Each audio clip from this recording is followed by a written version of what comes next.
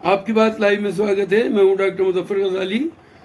मुस्लिम personal law board ने वक्फ कानून के खिलाफ तालकटोरा स्टेडियम में एक विशाल कॉन्फ्रेंस का आयोजन किया, जिसमें तमाम मुस्लिम तंजीमों के सरबराह, मेंबर पार्लियामेंट, सुप्रीम कोर्ट और हाई कोर्ट के एडवोकेट, सिविल सोसाइटी के कारकुनों ने बड़ी तादाद में हिस्सा लिया। इस मौके पर वक्ताओं ने न केवल इस कानून का विरोध किया बल्कि इसकी कमियों को भी उजागर किया। साथ ही मुस्लिम पर्सनल लॉ बोर्ड ने वक्फ बचाओ देशव्यापी आंदोलन का तालकटोरा स्टेडियम से आगाज़ किया। इस अवसर पर वक्ताओं ने क्या कुछ कहा, आइए सुनिए उन्हीं की ज़बानी। बीजेपी ने एक 16 पेजेस का एक बुकलेट निकाला है और एक 4 पेजेस का पॉम्फलेट निकाला है। तो मैं कोशिश करूंगा कि इस बुकलेट का और ये 4 पेजेस का हम पूरा अच्छी तरीके से, हलाल तरीके से पोस्टमार्टम कर सकें।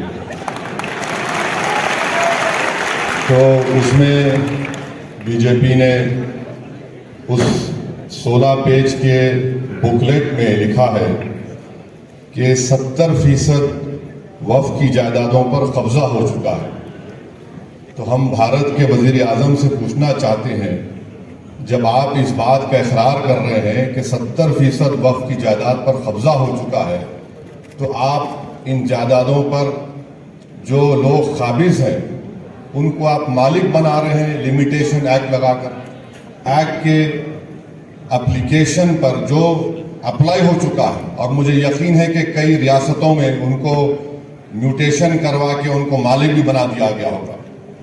तो ये कानून नरेंद्र मोदी वक्फ को बचाने के लिए नहीं लाए हैं, वक्फ के काबिज लैंड ग्रैबरों को मालिक बनाने के लिए लाए हैं। दूसरा, उन्होंने ये कहा कि पूरे मुस्लिम समाज की ताईद हासिल है। मैं उनसे पूछना चाहता हूं, जो आपके साथ में मीर जाफर, मीर सादिक नहीं ठहरे, आपके सामने अबू जहल, अबू लहब, यजीद खड़े हुए हैं और वक्त के फिरौन के साथ खड़े हुए हैं। ये मैं और महबूबुल्लाह साहब, हम लोग पार्लियामेंट की कमेटी के रुकन थे। कश्मीर से मीरवाइज साहब आए और कन्याकुमारी तक जितने मुस्लिम तंजीमें हैं, चाहे वो जमीयतुल उलमा हो, जमात इस्लामी हो, और बरेलवी तबके के जमीयतुल मशाइख हो, और जो शिया की जितने ओरिजिनल और जेन्यून तंजीमें हैं, वो सब इस बिल की मुखालिफत की। हत्ता कि बोहरी जमात के शियाओं ने भी उसकी मुखालिफत की। हम पूछना चाह रहे वजीर आजम से कि आखिर ये कौन से लोग हैं जो आपके इस काले कानून की तायीद कर रहे हैं।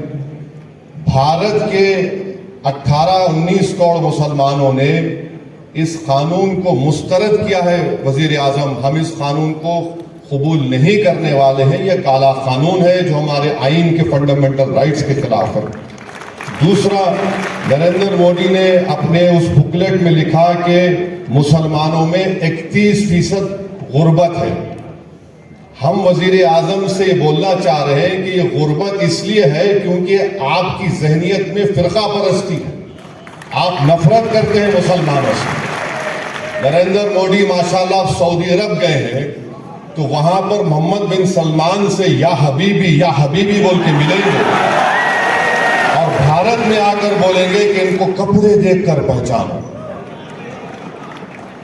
अब तीसरा यह है कि एक बीजेपी में बहुत ज्यादा अनमोल रतन है, मुगल बादशाह अकबर के पास भी नहीं थे होंगे, मोदी के पास बहुत से अनमोल रतन है। किसी ने पार्लियामेंट में खड़े होकर कहा कि ये मुस्लिम देश पे वक्फ नहीं है। हम अपने वजीर आजम से बोल रहे हैं कि जब आपका प्लेन सऊदी एयर स्पेस में आया तो मोहम्मद बिन सलमान की एयरफोर्स ने 15 F-15 से आपका इस्तकबाल किया, हम उनका शुक्रिया अदा करते हैं।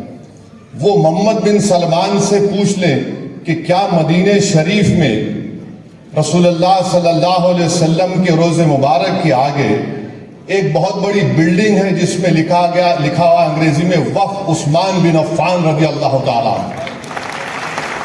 वो पूछ लें, जब सऊदी अरब जा रहे हैं तो गले मिलते वक्त पूछ लें, ये हबीबी ये सही है क्या, क्योंकि बोर्ड लिखा हुआ है। तो हर इस्लामी मुल्क में, मुस्लिम मुल्क में, चाहे वहां पर जमहूरियत हो या बादशाहत हो, वफ़ का तसव्वुर है और रहेगा। तीसरी बात उन्होंने कही कि गुर्बत के ताल्लुक से नरेंद्र मोदी ने मुसलमान अक़लियतों के प्री मैट्रिक स्कॉलरशिप की स्कीम को 9वीं और 10वीं जमात तक महदूद कर दिया। Post matric merit come means का जो यूनिट कॉस्ट होता है, आपको मालूम एक अक़लियती बच्चा अगर स्कॉलरशिप के लिए अप्लाई करता है तो महाना उसको 180 या 200 रुपए मिलते हैं। 2008 से उसमें इजाफा नहीं हुआ है। फिर इनका ये बोलना कि मैं बुकलेट का पेज नंबर 7 बोल रहा हूं मीडिया के लिए, उसमें उन्होंने लिखा कि सेक्शन 40 को हमने उड़ा दिया। मैं मोहिबुल्लाह साहब उस कमेटी के मेंबर थे। वजारत अक़लियती बहबूद ने अपने जवाब में कमेटी को कहा कि सेक्शन 40 का इस्तेमाल 30 साल में 530 मरतबा के करीब हुआ है, जिसमें से 8 मरतबा कोई कोर्ट को गया है। तो ये सेक्शन 40 का जो एक तस्वुर खड़ा किया गया कि जहां पर हाथ रख दिए वक्फ हो जाती है, लिख कर दिया मिनिस्ट्री ऑफ माइनॉरिटी अफेयर ने, ये इनका दूसरा झूठ। तीसरा, उस बुकलेट के पेज नंबर 8 पर उन्होंने लिखा कि खवातीन के बारे में कि हम खवातीन को मेंबर बना रहे हैं। नरेंद्र मोदी झूठ बोल रहे हैं, उनकी सरकार झूठी है। 95 के एक्ट में कम से कम 2 खवातीन का तकर्रुर था, अब इन्होंने सिर्फ 2 कर दिया और ये बाजा बजा रहे हैं कि मुस्लिम खवातीन को मेंबर बना रहे हैं। नरेंद्र मोदी, अगर आप में वाकई में आपकी हुकूमत में, बीजेपी में मुस्लिम खवातीन से मोहब्बत है, तो मैं आपसे गुजारिश करूंगा कि आप बिल्किस बानो को अपने घर में बुलाकर अपने हाथ से चाय बनाकर पिलाने की जरूरत नहीं है आप में। अगर आप में मुस्लिम खवातीन से मोहब्बत है तो गुलफिशा फातिमा 5 साल से जेल में सड़ रही है तुम्हारे बनाए हुए काले कानून की वजह से। तो ये कानून, फिर उसके बाद ये कहते हैं कि सफ़े नंबर 11 पर दिल्ली के 123 प्रॉपर्टीज का जिक्र करते हैं उनके इस बुकलेट में। सच्चर कमेटी ने कहा कि 123 प्रॉपर्टीज दिल्ली के जो है उसकी 2008 में लागत 7,000 करोड़ रुपए सच्चर कमेटी ने कहा, और ये वक्फ की प्रॉपर्टी है, उसको हवाले करना चाहिए वक्फ बोर्ड को। फिर ये कहते हैं कि हमने सच्चर कमेटी में फुला लिखा है। सच्चर कमेटी ने लिखा कि जो काबिज हैं उनको हटाने के लिए प्रीमाइसेस ऑफ एविक्शन एक्ट को लागू करो, आप वो भी नहीं करते। फिर उसके बाद ये एग्जाम्पल दे रहे हैं कि यहां कब्जा हो गया। कर्नाटका में 2, चेन्नई में 1, पूना में 1, लखनऊ में 1, अहमदाबाद में 1, मीरठ में 1, आसाम में 1, कलकत्ता में 1, यानी 14 लाख एकड़ प्रॉपर्टीज जो वक्फ बोर्ड की है। इन लोगों को इतनी तौफीक हुई कि सिर्फ 9 मिसाल दे सकते हैं आप, और हम आपके 11 साल के कारनामों की 1000 फहरिस्त रख सकते हैं जो अवामी दुश्मन थे। ये आप 11 मिसालें दे रहे हैं, और एक मिसाल दे रहे हैं चेन्नई के तिरुचिरापल्ली की। मोहिबुल्लाह साहब बैठे चेन्नई में, जब हम गए थे वहां के गांव के लोग आकर कमेटी को बोले कि हमारा कोई मसला नहीं है, वक्फ से मसला खत्म हो चुका है।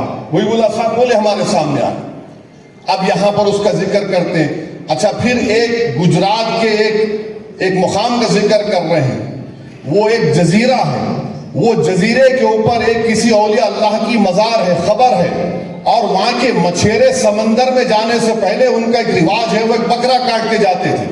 हुआ ये कि जब मुंबई में हमला हुआ तो अजमल कसब जो पाकिस्तान से जालिम दहशतगर्द आकर हिंदुस्तानियों का खून किए, वो उस जजीरे पर रुक गए। तो जब से जजीरा बंद हो गया, कहा बोल रहे वो हम छीन लेंगे।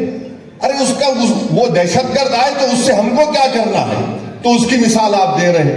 फिर आप जाइए कि ये कानून में, फिर नरेंद्र मोदी ने कह दिया कि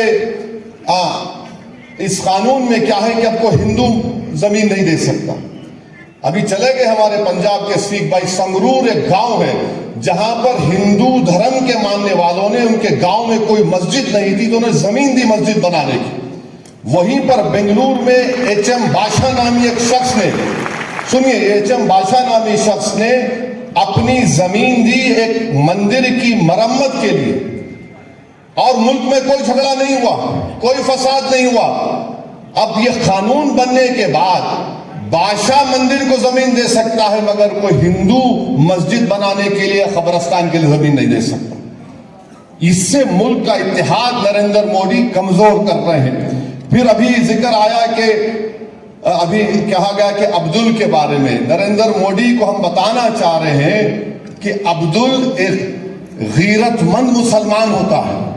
अब्दुल पंचर जरूर बनाता है, हलाल की कमाई कमाता है, और अब्दुल ने अपना घर आपके दोस्त की तरह, जिसके जू में जाकर आप जानवरों के सामने फोटो लिए वजीर आजम, जिसके घर में शादी हुई तो आप हाथ पकड़ पकड़ कर खुश होकर चले।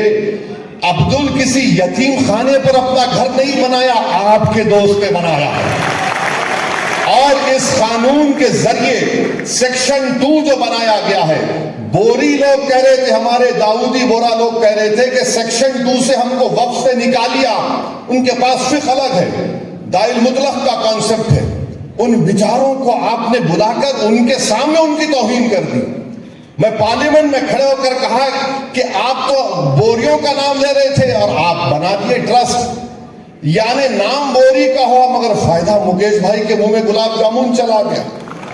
अच्छा, आगा खानी को क्यों डाले?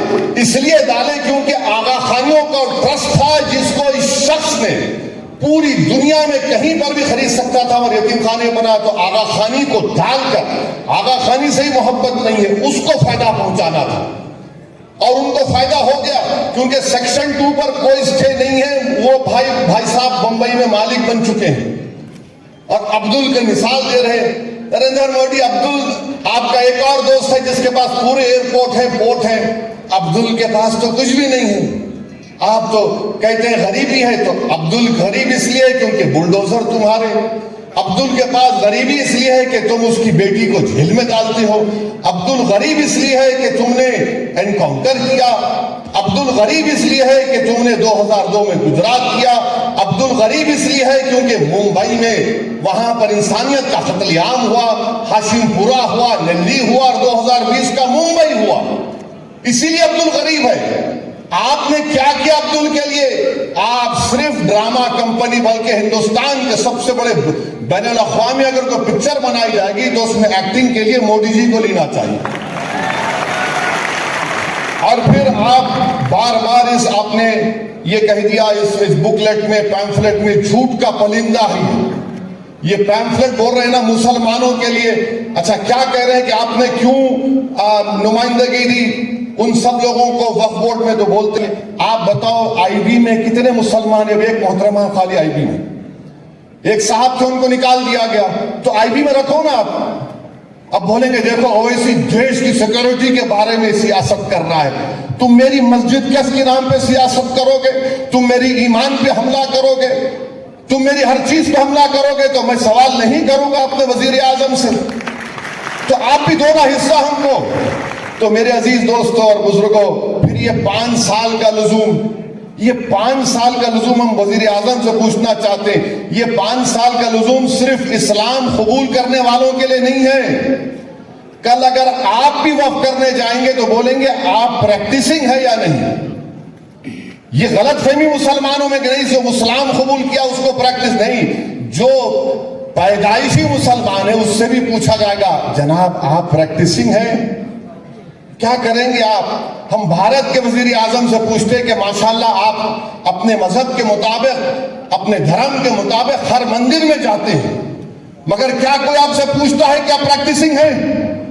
तो फिर मुझसे किस बुनियाद पर प्रैक्टिसिंग पूछा जा रहा है? बताइए आप, किस बुनियाद पर मुझसे पूछा जा रहा है? किसी से पूछा नहीं जाएगा, हमसे पूछा जाएगा ये कन्वर्ट हो या ना हो। उसमें लफ्ज, अच्छा उसमें कॉन्ट्रोवेंस लिखा गया, अगर उसमें कोई कोई गलती रहेगी तो आप वो भी निकाल देंगे। तो जितना ये कानून बनाया गया है ये सिर्फ वक्फ की जायदादों को बर्बाद करने के लिए। और उत्तर प्रदेश कौशाम्बी में मीडिया ने रिपोर्ट किया कि 58 एकड़ वक्फ की जायदाद गवर्नमेंट प्रॉपर्टी के नाम पर रजिस्टर कर ली गई, गवर्नमेंट प्रॉपर्टी के नाम पर रजिस्टर कर ली गई। तो मेरे अजीज दोस्तों और बुजुर्गों, मेरी इज्जतदार और माँ और बहनों, all India Muslim personal law board का ये जो प्रोग्राम है आपसे हम गुजारिश करते हैं कि पूरे मुल्क में आप इसका साथ दीजिए। और ये जो अबू लहब, अबू जहल और हमारे जितने ये जोकर हैं, अब इस कानून में कह दिया गया कि आप ओरली किसी को मुतवली नहीं बना सकते। ये जो लोग मोदी की तायीद कर रहे हैं, मैं जिम्मेदारी के साथ कह रहा हूं, हजरत सलीम चिश्ती रहमतुल्लाह अलैह की दरगाह में किसी एक शख्स को वहां का मुर्शिद बनाया गया। अगर मैं उर्दू में मुर्शद बोलूं तो उसके अलग माने निकलते। तो उनको जब बनाया गया तो मुझे भी इनविटेशन भिजा दिए कि नहीं मालूम क्यों भिजाए मुझे। तो क्या हुआ देखिए, अगर वो कानून पास होने से पहले बनाते, मोहिबुल्लाह साहब आप भी गए थे शायद दावत में उनके पास, उनकी जो बन गए गद्दी नशीन जो बन गए उन्होंने। खैर वो अलग बात है कि सूफी और कूफी कौन है। मुझे सूफीज्म के बारे में जुनैद बगदादी ने कहा वही सूफी हो सकता है जो दुनिया में मर गया और अल्लाह के लिए जिंदा है। ये लोग क्या कर रहे हैं, ये मोदी के लिए जिंदा है क्योंकि इनके पप्पा हैं वो। तो वहां पर ये अब उन्होंने अपने बेटे को मुतवल्ली जानशीन बना दिया। तो अगर कानून अब बन गया, बना के दिखाओ, अब नहीं बना सकते। तो ये लोग एक तमाशा कर रहे हैं और जितने टीवी चैनल पर इन तमाम जोकरों को लाके बिठा रहे हैं, ये तमाम के तमाम एक सेक्शन उनको बता दो जो वक्फ बोर्ड की 70% जमीन पर काबिज है, उसको हासिल कर लिया जाएगा। बताओ हमको, आप कोई नहीं बता सकते। कानून इसलिए बनाया गया ताकि आरएसएस के 100 साल के जश्न जो मनाया जा रहा है, ये आरएसएस को तोहफा देने के लिए और इस मुल्क के सेकुलरिज्म को, इस मुल्क की आइन को कमजोर करने के लिए, इस मुल्क की तहजीबों को खत्म करने के और मुसलमानों के ईमान पर, उनकी मजहबी इबादत गाहों पर निशाना बनाने के लिए। और मैं कल में जवाद साहब को फोन करके बताया हूं कि सेक्शन 3D पार्लियामेंट में इस पर कोई बात ही नहीं किया। मैंने कहा कि 100 ASI के पूरे प्रोटेक्टेड मॉन्यूमेंट चले जाएंगे। दिल्ली के 180 ASI के मॉन्यूमेंट से वक्फ की जायदाद नहीं रहेंगे, अब वो निकल गए हमारे हाथ से। इवैक्यू प्रॉपर्टी एक्ट हमारे हाथ से निकल गई, जो पंजाब हरियाणा में हजारों एकड़ जमीन है सब हमारे हाथ से निकल गई। तो ये लड़ाई लड़ना है ताकि जब मौरिख ये तारीख लिखेगा आज से 100 साल के बाद, तो वो लिखेगा कि हाँ 2025 में ऐसे मर्दे मुजाहिद और ऐसी हमारी बहनें उठ खड़ी हुई थी जिन्होंने जिस जगह का मालिक अल्लाह है उसकी हिफाजत के लिए उन्होंने जद्दोजहद की और उन्हें उसको अल्लाह हमको कामयाब करेगा। पीछे हटने का सवाल नहीं है। जब तक कानून वापस नहीं लिया जाता हम लड़ते रहेंगे। हम अदालत में भी कानूनी कार्रवाई चल रही है, मगर जो सेक्शन पर स्टे नहीं हुआ है, हम तो प्रॉपर्टी रोज उसको खो रहे हैं। मैं शुक्रगुजार हूं सदर मोहतरम का, हमने तो अल्हम्दुलिल्लाह हैदराबाद में कामयाब एहतजाज किया। हम उम्मीद करते हैं कि देश के कोने कोने में हजारों नहीं बल्कि लाखों की तादाद में हिंदू, मुसलमान, सिख, ईसाई सब आएंगे। ये आइन को बचाना है। भारत की ताकत उसकी खूबसूरती भाईचारगी है, उसको बचाना है। आइए हम सब मिलकर इस काले कानून को शिकस्त दें। नहीं लेना है, कम वक्त बाद मुकम्मल करना है। मशहूर मिसाल है कि जब उंगलियां अलग अलग होती हैं, जब उंगलियां अलग अलग होती हैं तो एक बच्चा भी उस उंगली को मोड़ देता है, लेकिन जब यही उंगलियां मुत्तहद होकर भूसा बन जाती हैं तो दुश्मन का जबड़ा टूट जाया करता है। लिहाजा ये भूसा को इस्तेमाल करना है बगैर किसके खिलाफ, फिरके के खिलाफ नहीं, फिरका परस्तों के खिलाफ। किसी फिरके के खिलाफ नहीं, फिरका परस्तों के खिलाफ, किसी मजहब के खिलाफ नहीं, बल्कि मजहबी जुनूनियों के खिलाफ, कॉन्स्टिट्यूशन की जो मुखालिफत कर रहे हैं उनके खिलाफ हमको अपनी ताकत को इस्तेमाल करना है ताकि हमें फतह हासिल हो। और आप याद रखें कि इकबाल ने कहा है कि निगाहें मर्द मोमिन से बदल जाती हैं तकदीरें, निगाहें मर्द मोमिन से बदल जाती हैं तकदीरें। जब निगाहें मर्द मोमिन से तकदीरें बदल सकती हैं तो हुकूमतें भी बदल सकती हैं, तो हुकूमतें भी बदल सकती हैं। और दूसरी चीज़ यह कहना चाहता हूँ कि ये वक्फ की तहरीक तो हम तकरीबन 25 साल से यूपी में चला रहे हैं और तो बहुत ज़्यादा हमें रहमतें भी, जेल जाना पड़ा है, लाठियाँ खाना पड़ी वहाँ, इसी तरह से वहाँ पर हमारे 2 लोग माह रमज़ान में शहीद भी हुए उसमें, लेकिन हम पीछे नहीं हटे और वहाँ पर हुकूमतों ने कब्जे किए हमारी जायदादों के ऊपर। वहाँ पर नेहरू भवन जो है वो बना हुआ है वक्फ की जायदाद के ऊपर, वहाँ पर गांधी इंदिरा भवन बना हुआ है वक्फ की जायदाद के ऊपर, वहाँ के ऊपर जंगल डिपार्टमेंट बना हुआ है वक्फ की जायदाद के ऊपर। न कोई कंपोजिशन दिया गया, न उसके सिलसिले में कोई कार्रवाई की गई, उसके खिलाफ हमने एहतजाज किया, उसके खिलाफ हमारी पिटाई भी हुई। वहाँ पर दिल्ली में 123 जो औकाफ के ऊपर गासिबाना कब्जा किया गया उसके खिलाफ भी हमने एहतजाज किया। एहतजाज हमारा शुरू से जारी है, लेकिन अल्लाह का शुक्र है कि अब मुसलमानों में बेदारी ऐसी पैदा हो गई है कि तमाम फिरके मुत्तहद हो गए हैं और एक झंडे के अंदर मुत्तहद हुए हैं, और वो है मुस्लिम पर्सनल बोर्ड का झंडा। और हम समझते हैं कि इतिहास बाकी रहा तो कामयाबी हमारे कदम चूमेगी। और ये आप याद रखें तो वैसे कामयाब तशरीफ़ फरमा शायद नहीं है इस वक्त, वैसे तशरीफ़ फरमा है, या तो उसकी खिदमत में हम गुजारिश ये करते हैं कि देखिए डिफेंस करते रहिएगा तो ज़िंदगी गुजर जाएगी डिफेंस करते करते, पूरी ज़िंदगी सर्फ हो जाएगी, हर मस्जिद में कोई ना कोई शिवलिंग पैदा होता रहेगा। कहाँ तक लड़िएगा? हर मस्जिद के नीचे कोई ना कोई मंदिर ढूंढते रहेंगे, ये भी अजीब चीज़ है। कब तक डिफेंस करते रहेंगे? मैंने कहा मजबूत वकीलों की जरूरत है, मजबूत। सुप्रीम कोर्ट का फैसला है कि किसी भी सरकारी जगह पर कोई इबादत गाह नहीं बन सकती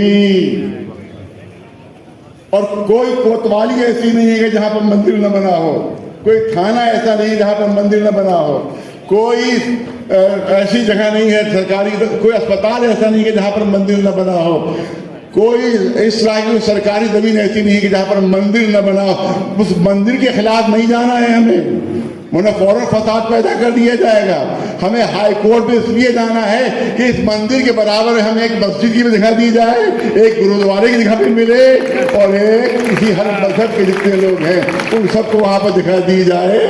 इसके लिए अगर हमारे वकील तैयार हो तो इंशाल्लाह यहाँ के ऊपर जो आगे है इंशाल्लाह वो पीछे हो जाएंगे। देखिए जीत का तरीका ही होता है कि बहुत से फ्रंट खोल दिए जाएं, तो जब और फ्रंट खोले जाएंगे तो याद रखिए कि ताकत बढ़ जाएगी। जो आज हमला आवर है वो सब इंशाल्लाह डिफेंसिव हो जाएंगे, अपने को बचाने में वो लग जाएंगे। लिहाजा जिसके लिए मगर पहाड़ जैसी हिम्मत की जरूरत है इसमें, और मैं तो समझता हूँ कि बेहतरीन मिसाल हमारे ओवैसी साहब है, तो ये टीम इस तरह की लड़ाई कर सकते हैं। आप देखिए लखनऊ में क्या हो रहा है, लखनऊ हर मस्जिद पर पुलिस पहुंच रही है, कागज लाओ कागज लाओ कागज लाओ, हर मस्जिद पर पुलिस पहुंच, सब लोग परेशान है वहाँ लखनऊ में। हर मस्जिद एक अगर आप चूड़ाकारी करना होती है तो फौरन पुलिस आगे रोक देती है, बगैर इजाजत कैसे करो, बगैर इजाजत कैसे करो। आप याद रखिए 500 से ज्यादा मंदिर देखते देखते मेरे 5-10 साल के अंदर बने। इसके लिए भी कोर्ट जाना हमारा होगा कि हम जाके कोर्ट से कहें, वो हुकूमत से सवाल करें कि 25 साल के अंदर जितने नए मंदिर बने उन सब की लिस्ट पेश की जाए और उसके बाद बताया जाए कि वो किस लिए बने हैं, कैसे बने हैं, किस जमीन पर बने हैं और किसकी इजाजत से बने। ये मसला ही मुसलमानों का नहीं है। आर्टिकल 26 का अगर मिस इंटरप्रिटेशन आज वक्फ के लिए हुआ है तो कल किसी और चीज के लिए होगा और लोग हाशिए पे खड़े रहेंगे। इसलिए ये चुप रहने का भी वक्त नहीं है। दिक्कत क्या है ना, जिसने इस मिट्टी से मोहब्बत नहीं की उस मिट्टी के मिजाज को समझ ही नहीं पाया। ये अद्भुत मिट्टी है। मैंने सदन में भी कहा था, दोहरा रहा हूं, सदन में कहा था और दोहरा रहा हूं, इस देश की एक बड़ी आबादी सरहद पार करके पाकिस्तान नहीं गई। वो हमारे उनके पुरखे और हमारे बच्चे भाई बहन सब यहां बैठे हुए हैं। अरे हम हिंदुओं को मुसलमानों को देखने की आदत है डेली, और मुसलमानों को हिंदुओं को देखने की आदत है। हमारे रिश्ते हैं सिखों ईसाइयों को, हम दोनों को देखने की आदत है। और इस रिश्ते की जिसको समझ नहीं वो हमसे हिसाब मांग रहे हैं।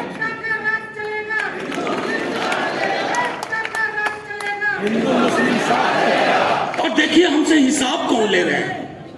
लिबास पूछते हो, आके लिबास देखो इस मंच का, आके लिबास यहां देखो।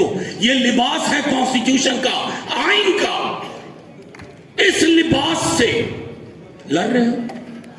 ये लड़ाई सीधे तौर पर जुल्म और इंसाफ के बीच की लड़ाई है, और जो हमारे साथ नहीं है वो जुल्मियों के साथ। सीधे तौर पर अभी तो 3-4 मुद्दों पर थोड़ा रिलीफ दिया है माननीय सर्वोच्च न्यायालय, उनका बहुत बहुत शुक्रिया, बहुत बहुत शुक्रिया।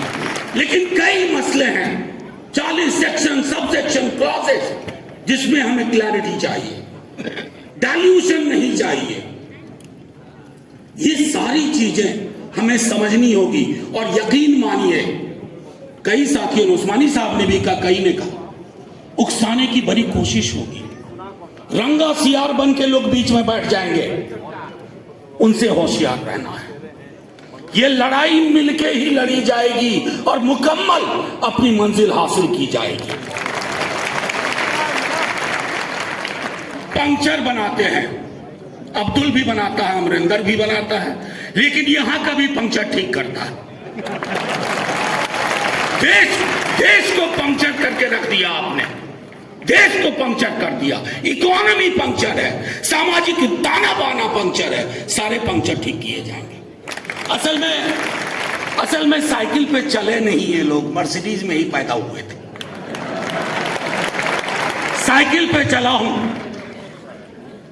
पूरा विद्यार्थी जीवन साइकिल पे काटा है, तभी सिंबल भी नहीं था समाजवादी पार्टी का साइकिल। तो हुआ यूं कि जब साइकिल पंक्चर होती थी तो पंक्चर वाला जमीन पे बैठते हुए ऊपर वाले की तरह दिखता था कि साहब मेरी फुस पड़ी साइकिल को इसने हवा भर दी। हवा भरना जानते हैं, हवा टाइट करना भी जानते हैं, ये हम सबको। और एक आखिरी चीज कह करके अपनी बात खत्म करूंगा, क्योंकि थोड़ी तबीयत अच्छी नहीं लग रही थी, परसों किशनगंज से आया, अभी फिर कहीं जाना है। मैं सिर्फ आप लोगों को कहूंगा, मायूसी नहीं रखनी है। आपका करार गांधी, नेहरू, मौलाना आजाद से था, उस करार को जो तोड़ेगा तो तख्त को ताबूत बनते देर नहीं लगती। वो करार जीतेगा, वो करार जिंदा रहेगा। मायूस मुल्क, मायूस इरादे मंजिल नहीं हासिल करेंगे। ये लड़ाई आपकी नहीं है। मैं आखिरी बात कहता हूं, ये लड़ाई, मेरे पार्टी के प्रेसिडेंट इतने बीमार थे और हर आदमी का भाषण सुन रहे थे कि कौन क्या बोल रहा है वक्त पे। लोकसभा में 4 बजे सुबह तक, राज्यसभा में 3:30 बजे सुबह तक मेरे नेता प्रतिपक्ष यंग आदमी है, लेकिन उन्होंने जैसे ही हम हारे, नंबर बहुत आए हमारे पास, जितनी हमारी हैसियत नहीं थी राज्यसभा में, 85 का आंकड़ा था, 98 वोट आए, 98। ये लोग कौन हैं? ये लोग आपके साथ हैं, मरते दम तक साथ रहेंगे और इस लड़ाई को जीतेंगे। झंडे का रंग नहीं देखा जाएगा, बस मुल्क की जो तामीर, जो तसव्वुर मौलाना आजाद, नेहरू और गांधी ने की थी, वही मुल्क पंक्चर ठीक करके बना देंगे। जय हिंद। मैं आज के इस मौके पर all India Muslim personal law board के साथियों को हृदय से धन्यवाद देता हूं, आभार व्यक्त करता हूं, शुक्रिया अदा करता हूं कि उन्होंने इस जलसे को बुला के चर्चा का मौका दिया। मैं समझता हूं जिस तरीके से देश के अंदर वक्फ बिल को लेकर लगातार पूरे देश में अलग अलग तरीके से चर्चा हुई, मीडिया में चीज़ें आई, पार्लियामेंट में बिल के इंट्रोडक्शन से लेके जेपीसी के बाद बिल के पास होने तक जो चर्चाएं आई हैं, उसमें मैं समझता हूं एक बात तो आम है कि भारतीय जनता पार्टी के लोग और उनकी सरकार को ये बर्दाश्त नहीं है कि आखिर वक्फ के पास इतनी जमीनें क्यों हैं। उन्हें बर्दाश्त इस बात के लिए नहीं हो रहा है कि आखिर वक्फ की जमीनों का मैनेजमेंट, उन जमीनों के माध्यम से धार्मिक कृत्य हो, शिक्षा के लिए काम कर रहे हो, मदरसे चला रहे हो, मस्जिदें हो और तमाम तरीके के जो चीज़ें हैं, उनको लेकर जो मुस्लिम भाई लोग अपने तरीके से काम कर रहे हैं, ये बात भारतीय जनता पार्टी के लोगों को बर्दाश्त नहीं है। इसलिए आज मैं इस मौके पर कहना चाहता हूं, अपने नेता आदरणीय अखिलेश यादव जी की ओर से कहना चाहता हूं, यहां उपस्थित सभी साहिबानों से, और जहां तक ये बात चली जाए वहां तक कहना चाहता हूं, एक बात आप लोग एकदम दिल से निकाल दीजिएगा कि इस लड़ाई में अकेले आप हो, इस लड़ाई में आप तो हो ही हो, आपके साथ साथ हिंदू समाज का भी बहुमत आपके साथ है, कभी आप अकेले नहीं हो। ये भारतीय जनता पार्टी के लोग जो मैं समझता हूं 100% में 30, 32, 34, 35% से ज्यादा लोग इनके साथ नहीं है, लेकिन इनके साथ तमाम एजेंसियां चल रही हैं, तमाम तरीके की ऐसी संस्थाएं चल रही हैं जो राजनीतिक लोगों पे दबाव बनाकर इस बिल को पास कराने में सफल हुए हैं। लेकिन आज इस मौके पर मैं आह्वान करना चाहता हूं आप सभी का, जिनके बारे में संसद में भी चर्चा हुई है, चाहे वो आंध्र प्रदेश वाले हों, चाहे वो बिहार वाले हों, चाहे वो पश्चिमी उत्तर प्रदेश के लोग हों, चाहे वो कर्नाटक वाले हों, देवेगौड़ा साहब, नायडू साहब हो, नीतीश साहब हो, जैन साहब हो, सबके सब लोगों को आने वाले समय में जो तरीका होता है लोकतंत्र का, सियासत का, उस सियासी तरीके से आपको भी सबक सिखाने का संकल्प लेना पड़ेगा। मैंने वक्त बिल के चर्चा के समय कई इन दलों के सांसदों से कहा कि आखिर आप तो सपोर्ट लिए हो मुसलमान भाइयों का, आखिर आप क्यों ऐसा फैसला लेने जा रहे हो? तो उनको लगता है कि इस समय बिल पास करा लो, बाद में फिर कोई ना कोई मुद्दा बनाकर, कोई ना कोई नई तस्वीर पेश करके वो चुनाव में वोट ले लेंगे। इसलिए मैं इस मौके पर आपसे कहूंगा, शुरुआत कर दीजिए, बिहार का चुनाव आने जा रहा है, बिहार के चुनाव से ही सफाई कर दीजिए, जिससे कभी ये दोबारा आपके किसी भी हक के खिलाफ लड़ाई न लड़ सके। इसलिए मैं आज इस मौके पर विश्वास दिलाता हूं all India Muslim personal law board के सभी पदाधिकारियों का, और मैं समझता हूं मौलाना कलवे साहब ने चर्चा की कि पूरे देश की तमाम तंजीमें आज मुस्लिम पर्सनल लॉ बोर्ड के बैनर्स के साथ खड़ी हुई हैं। मैं अपनी ओर से, अपनी समाजवादी पार्टी की ओर से, अपने नेता आदरणीय अखिलेश यादव जी की ओर से आपको ये विश्वास दिलाता हूं, आप सब जो भी फैसला लोगे अपनी पूरी क्षमता और पूरी हैसियत के साथ आपके फैसले के साथ मजबूती से खड़े दिखाई देंगे। यह हम आपको विश्वास दिलाते हैं। हमने जंतर मंतर पर भी आगे कहा था, ये मसला चाहे सड़कों में रहेगा, चाहे संसद में रहेगा, चाहे माननीय सर्वोच्च न्यायालय में जाएगा, हर स्तर पर समाजवादी पार्टी आपके साथ खड़ी दिखाई देगी। ये मैंने उस समय भी कहा था, आज फिर दोहराना चाहता हूं। मुझे उम्मीद ही नहीं, पूरा यकीन है, जिस तरीके से माननीय सर्वोच्च न्यायालय में बहस और चर्चा शुरू हुई है और जो बातें वहां से निकल के आ रही हैं, मुझे पूरा यकीन है कि ये बिल माननीय सर्वोच्च न्यायालय में स्टैंड नहीं करेगा। सर्वोच्च न्यायालय का फैसला हमारे हक में होगा। जहां हम ये यकीन लगाए हैं सर्वोच्च न्यायालय का फैसला हमारे हक में होगा, वहीं देखिए भारतीय जनता पार्टी को, देखिए क्या हो गया है देश के उपराष्ट्रपति महोदय तक को, केंद्रीय मंत्रियों को, सांसदों को, वो लगातार इस तरह की बातें की कि माननीय न्यायालय के मुख्य न्यायाधीश इस बात के लिए जिम्मेदार होंगे कि देश के अंदर गृहित हो जाएगा, इस स्तर तक की बातें करते हैं। तो आज में कल 2 दिन पहले एक रिपोर्ट आई है, देश के अंदर 10 अगर सबसे बड़ी हेट स्पीच किसी भी दल ने की है तो वो भारतीय जनता पार्टी और देश की सत्ता में बैठे हुए प्रधानमंत्री से लेके उनके नीचे तक के 10 लोग हैं। कोई उसमें सेकुलर आदमी हेट स्पीच में शामिल नहीं है साथियों। ये सब सामने है देश के सामने, लेकिन मीडिया, सोशल मीडिया तमाम यंत्र तंत्र षड्यंत्र करके जिस तरह से हमारे मुसलमान भाइयों को बदनाम करने का प्रयास हो रहा है, हमारे दलित सांसद के ऊपर, आरडी रामविलास सुमन जी के ऊपर जिस तरह से आगरा में तलवारें लहराई गई, मैं समझता हूं यहां बैठे हुए किसी जागरूक व्यक्ति को बताने की जरूरत नहीं साथी। हमारे राष्ट्रीय अध्यक्ष जी के लिए कहा जाता है कि उनके ऊपर गोली से हत्या कर देंगे। इस तरह की बातें भारतीय जनता पार्टी के लोग करा रहे हैं और कोई भी कानूनी कार्रवाई नहीं हो रही है साथियों। इसलिए आज मैं कहना चाहता हूं, मौलाना कलवे साहब ने चर्चा की लखनऊ और उत्तर प्रदेश की। मैं समझता हूं आज पूरे उत्तर प्रदेश के अंदर जब ये वक्फ बिल लोकसभा से पास भी नहीं हुआ था, उससे पहले से ही तमाम मस्जिदों के सर्वे करना शुरू कर दिए गए थे।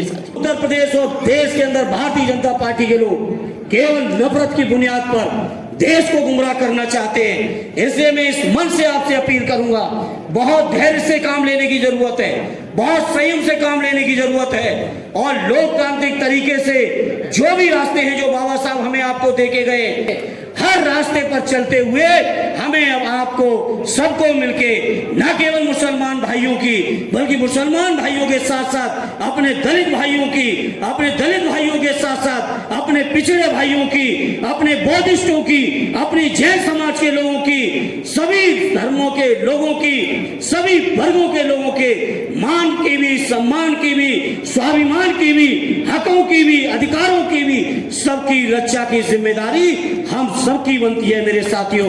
और मुझे यकीन है ये लड़ाई केवल हमें आपको, ये संघर्ष केवल हमें आपको वक्फ बिल तक ही नहीं करना है। वक्फ बिल को ऊपर वाले ने चाहा तो हम लोग फिर से अपने वही अधिकार वापस लेके रहेंगे। उम्मीद है कि माननीय सर्वोच्च न्यायालय का फैसला हम सबके हक में होगा।